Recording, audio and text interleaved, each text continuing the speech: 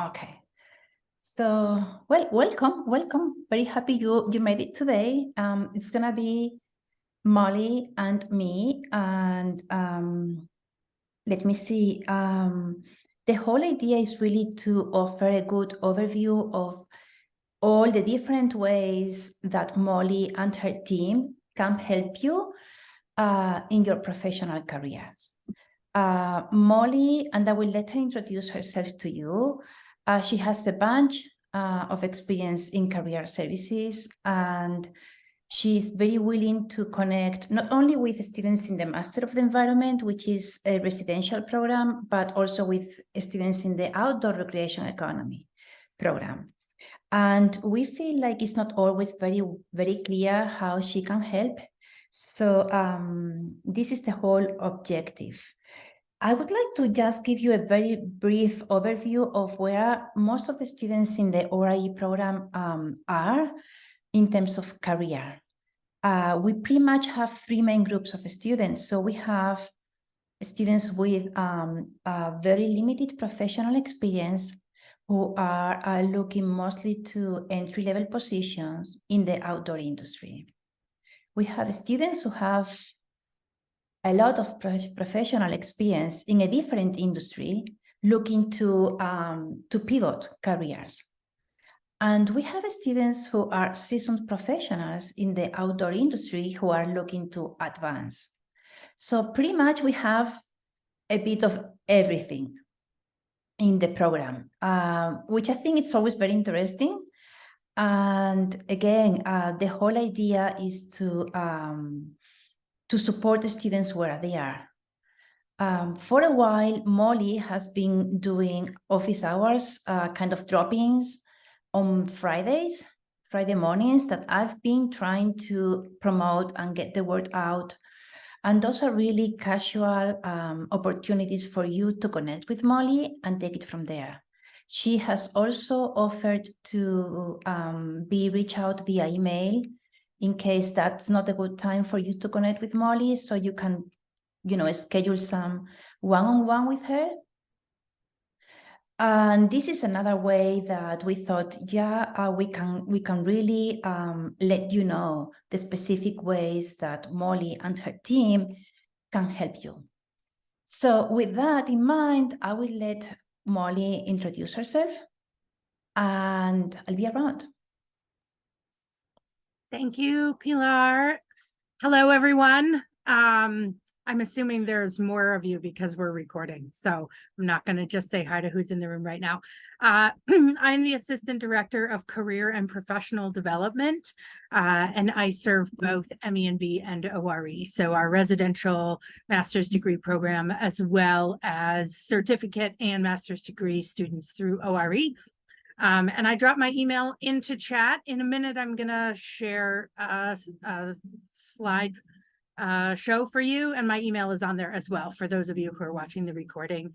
Also with me today is Brian Kennedy. He is on the career team, and I'm going to give him just a quick second to introduce himself as well.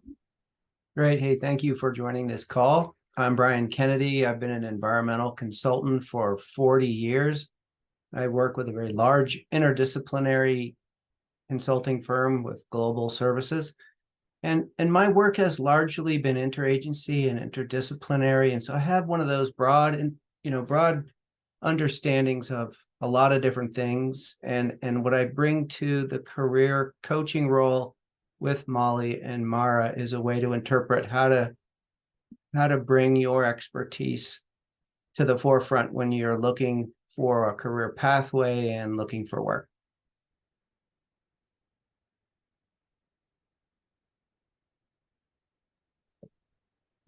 Thank you. Awesome.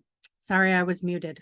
I'm going to give you all a quick overview of what Brian and I can offer you and talk you through one of our primary tools that we use for students.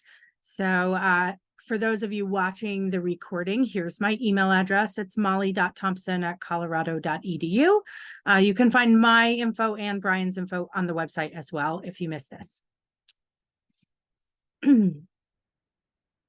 And my apologies. We offer a wide variety of options for ORE students to engage. And I recognize everyone comes in the door with a completely different background and different needs, different kinds of tools that they find useful. So the primary one is right there in the middle. That's the one-on-one coaching. We offer one-on-one coaching to every student, regardless of their background, regardless of what other skills and experience they need from us, because we feel that is the primary way we can help you get to know you individually, figure out what it is that you need, and then we will customize all the other things around the outside for you. And I'm sorry about the background noise. I am in my yard right now, so I think you can probably hear the dogs. So resume and LinkedIn help, obviously, job search strategy, networking, crafting your professional narrative, which is really, really helpful in advance of you starting to go out and do the networking. So those two together, we offer a wide variety of workshops, which you see come through the chairlift for you to participate in. Cover letter writing, helping you with your executive presence, particularly for those of you looking to move into leadership roles as part of this program. Interviewing help, salary negotiation, and of course, all of our industry connections. We're happy to share with you. We do have sort of a standard arc of engagement for incoming students. It looks a little different for master's degree students and students in certificate programs. So this is a little bit customizable as well. But the early engagement includes our first thing, we want an introductory meeting with you. We want to know who you are, what your work background is, where you think you want to go, what kinds of classes you are looking for, whether or not you need a survival job. So a lot of students come in and say, well, I'm going to school because I got laid off and I still need to put food on the table while I'm going to school. So that on campus or other kind of survival job for those of you who are not local. And then our really initial tool, which I'm going to walk you through a little bit of today, is a skills gap analysis.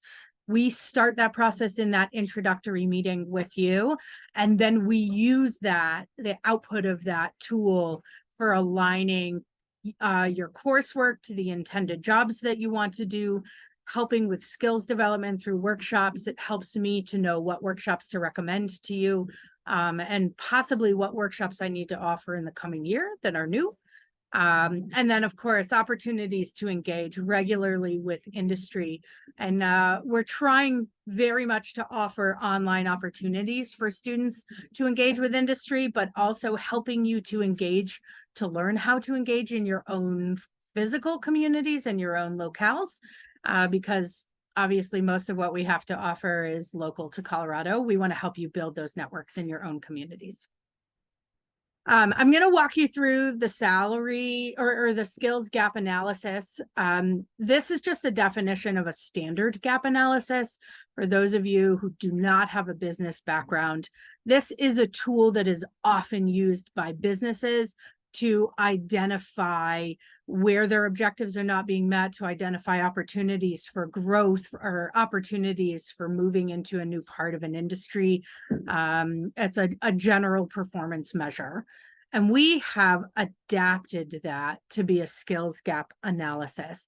And what we're essentially doing is looking at what skills you have now, what skills you need to get in order to get the kinds of jobs that you want after graduation, and help you align yourself best to acquire as many of those skills as you can while we have you, so that when you're graduating, you are as close to that ideal job as we can get you in the time that we have you. So this is a method of assessing your level of alignment with the job that you want to do after school.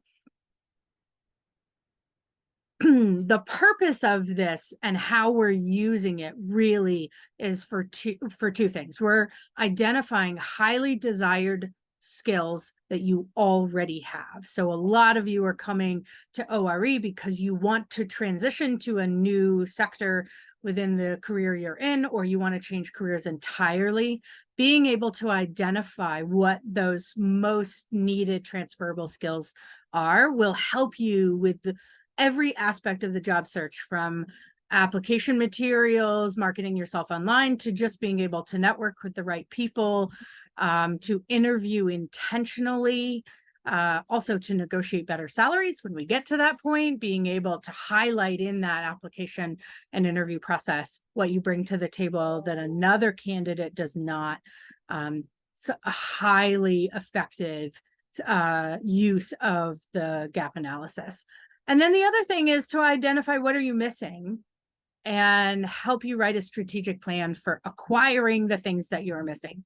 We won't be able to give you everything, and you can look at jobs and see 10 years of experience. I can't give that to you in a year or two of your time here. But for a lot of the skill sets, we can give you entry-level opportunities at them, workshop opportunities, and also just to give you sort of a plan so you know what it is that you want to pursue.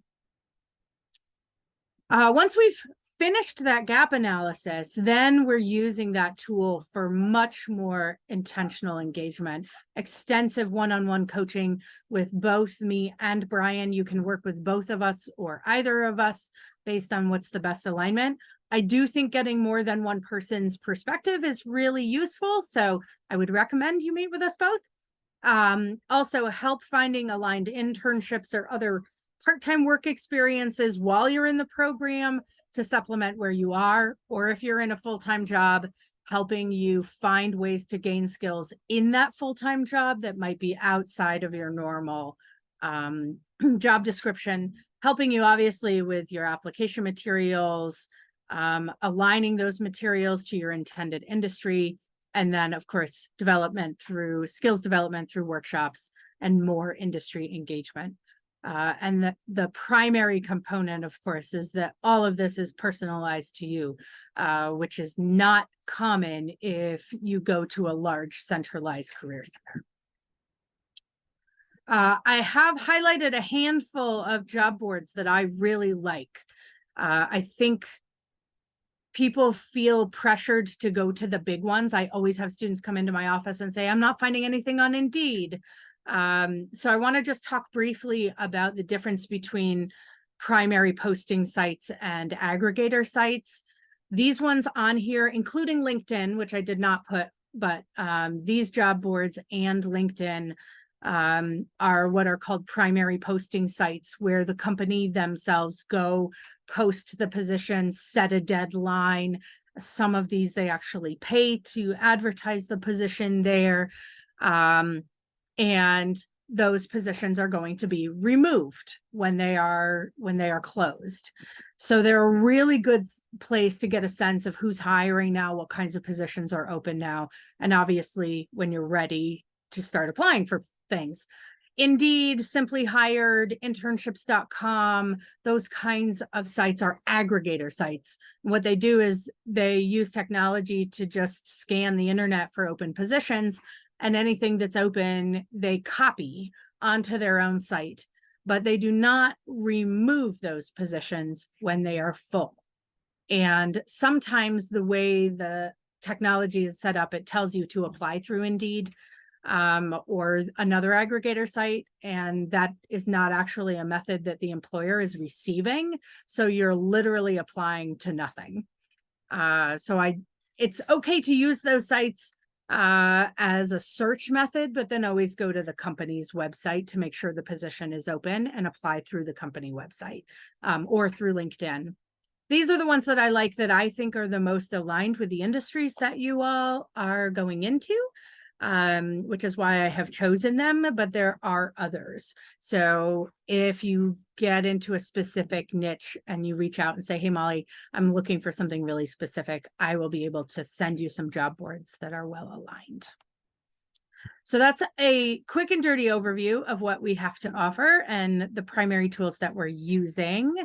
I would like to just open it up to questions. And I know I talked through that very fast.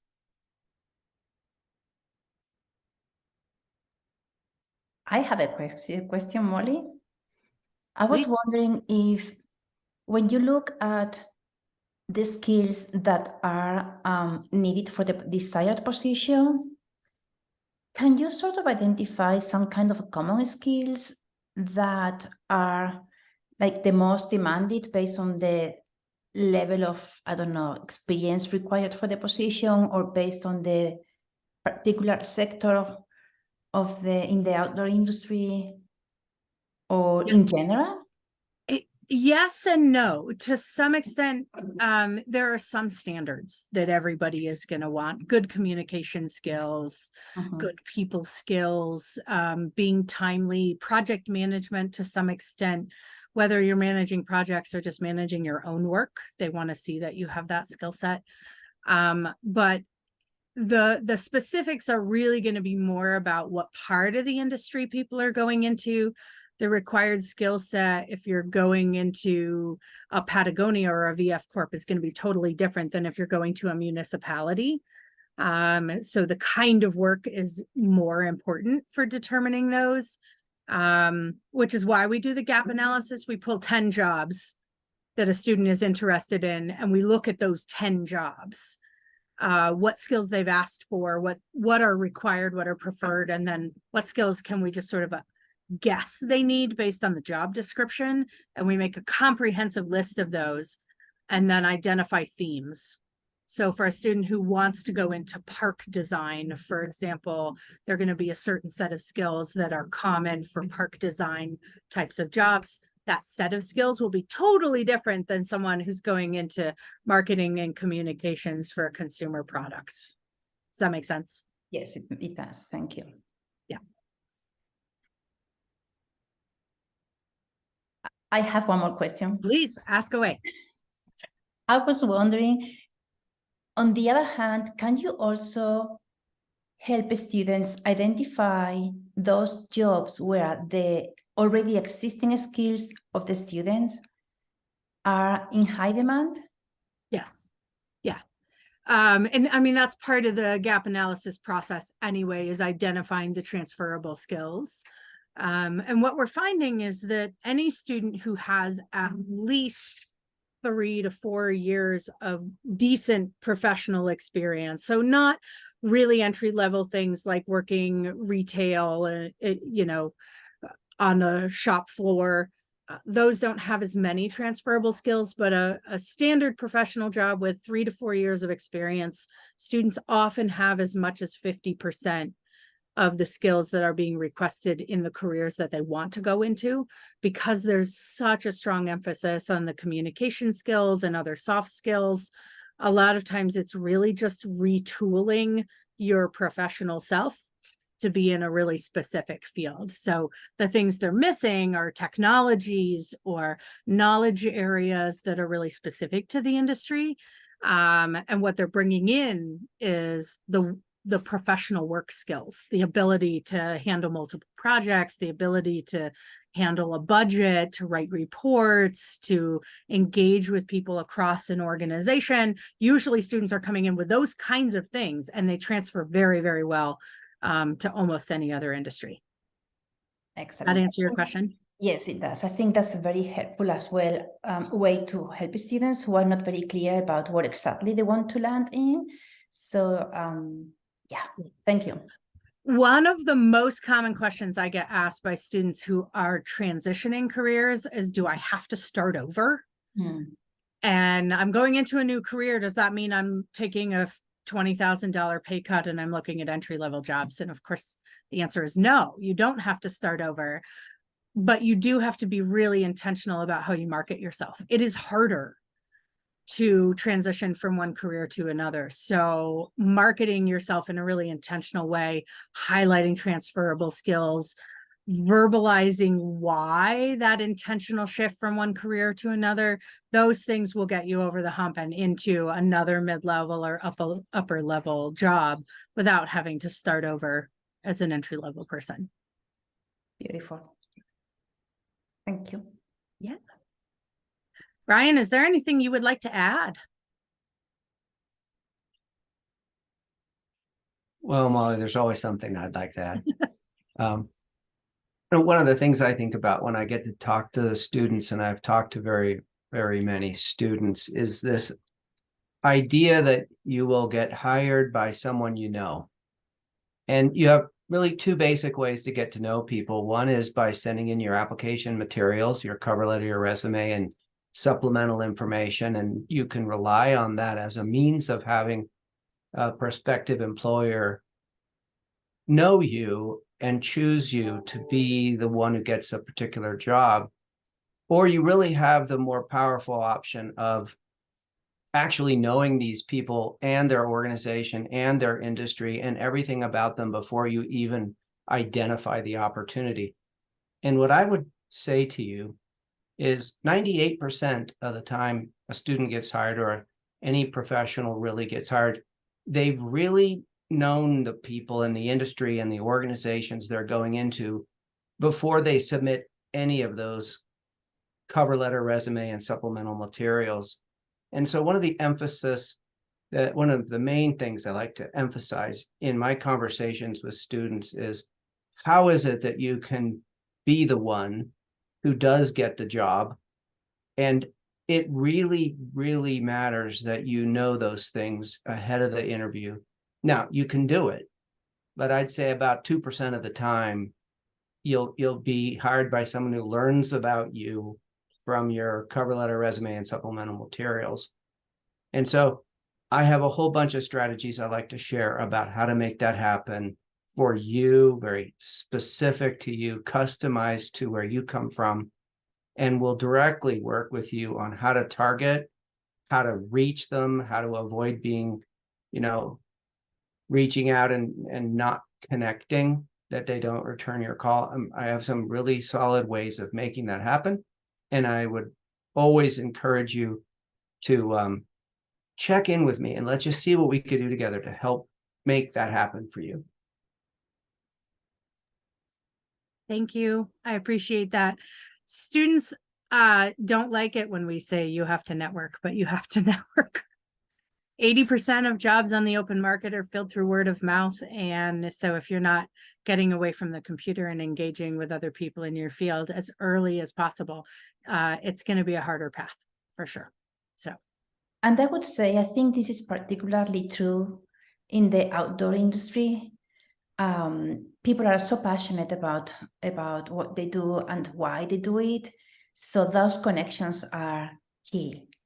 And I would say for students who are not, who are new to the outdoor industry, having access to you, having access to our faculty, that's beautiful, that's phenomenal, because everyone is very willing to share their contacts and their network. So that's an amazing value that they get from joining the program as well. What I hear you both, Brian and Molly, saying is that not only you are willing to talk with the students and help them, but this kind of ongoing relationship that you build up with anyone who reaches out to you. It's not that you have one meeting with a student and that's it. Very often you just continue the relationship and you engage on a more regular basis, or at least as needed. Is that right? Yes, absolutely. And we offer our access to our team for admitted students who have accepted their position, but haven't even started yet.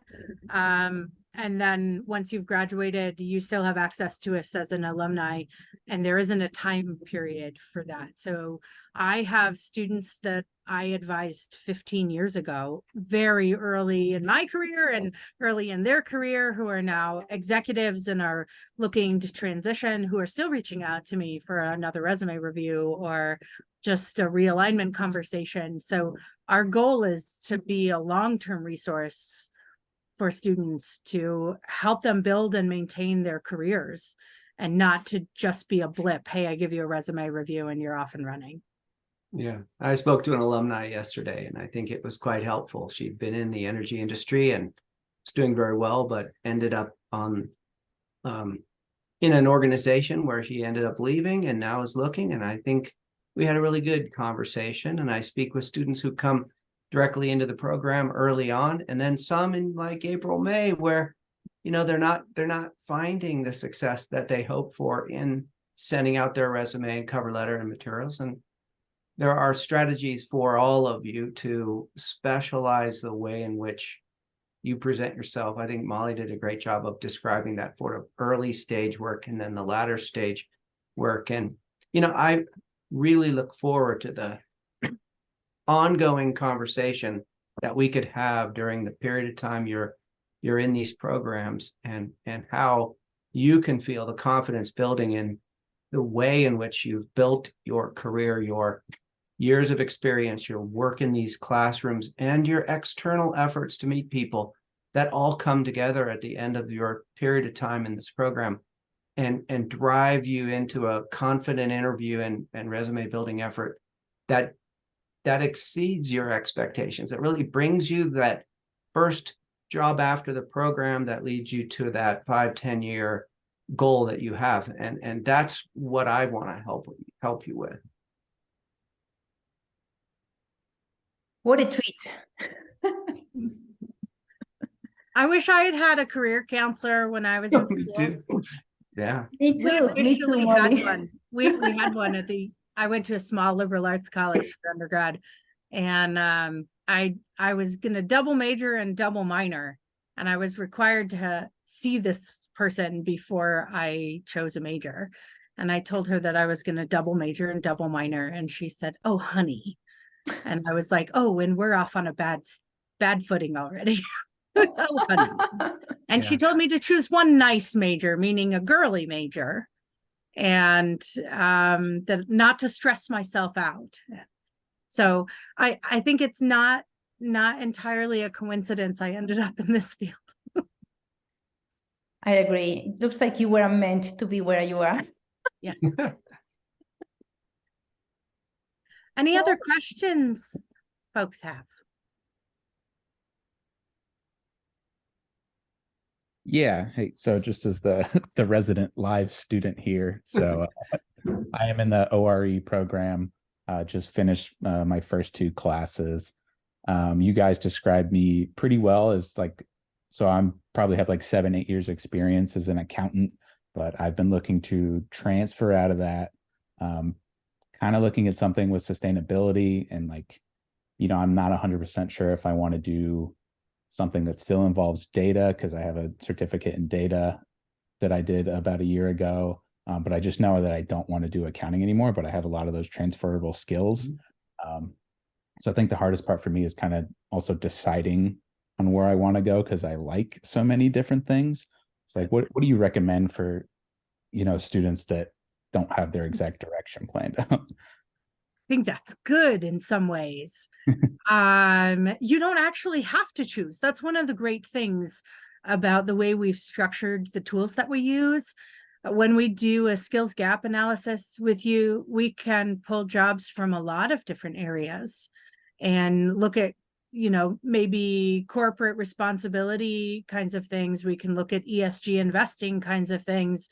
We can look even as far afield as park design or urban planning, and still be able to use that as a tool to highlight what skills you need to acquire to be highly qualified to apply for all of those kinds of things.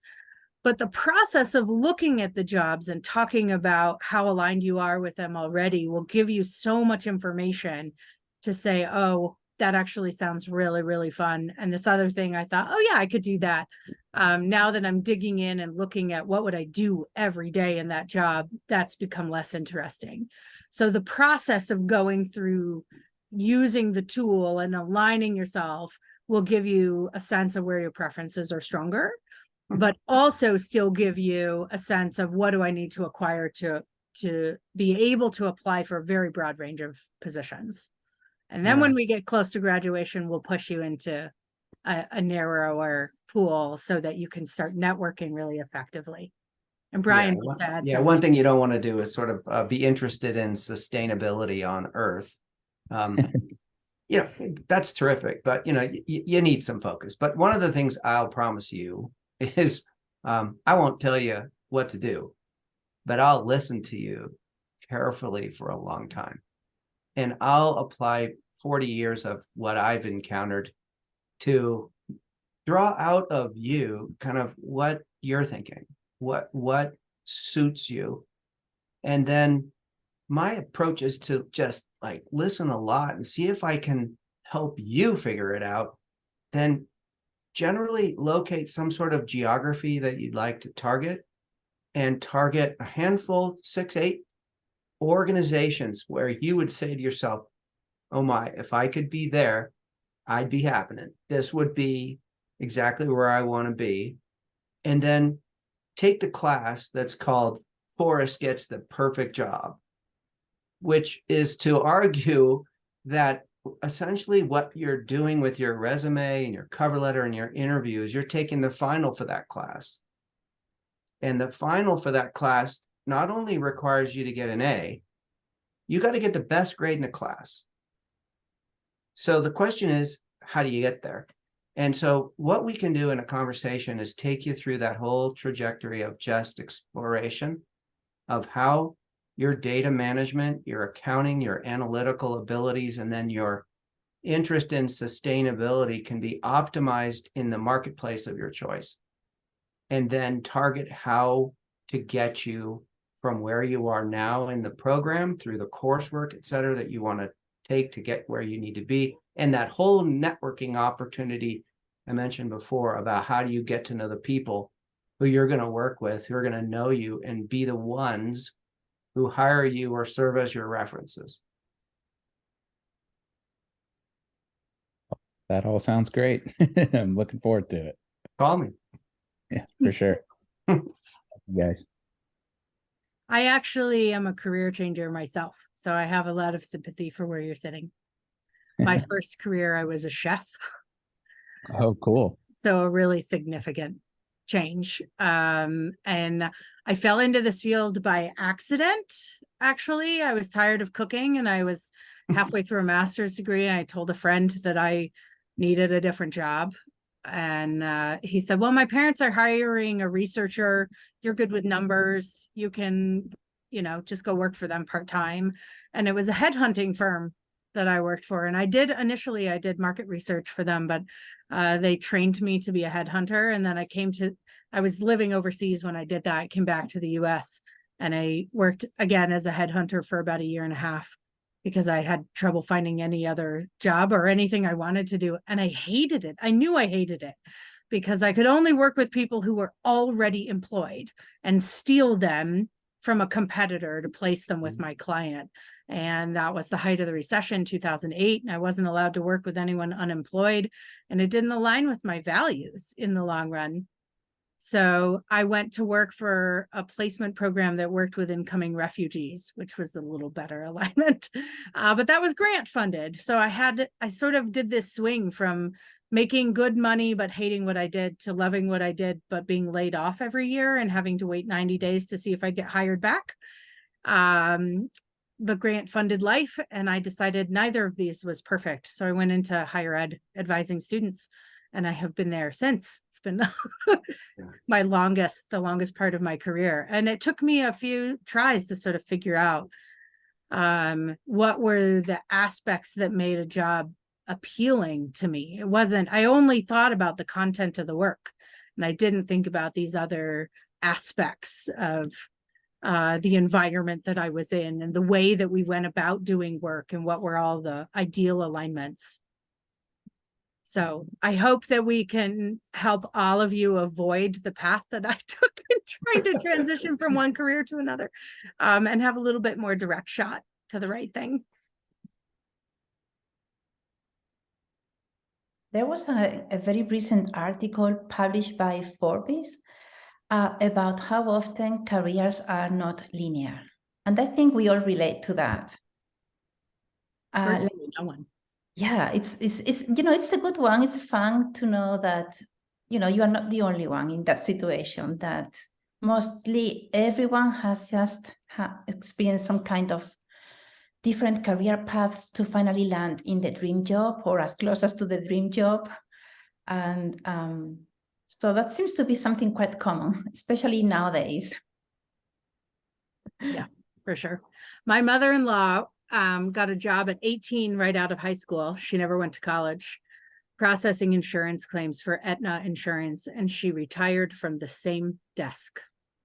I don't think that's happening anymore, Molly. Never. I mean, she was offered promotion and she declined it.